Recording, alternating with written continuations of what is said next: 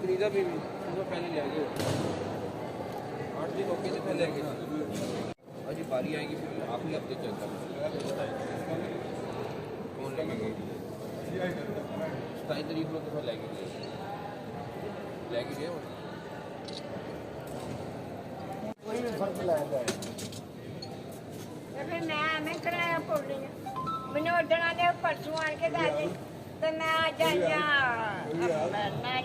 माँ जी कितों आए हो एक मिनट यार एक मिनट हेलो 400 बस हाँ सर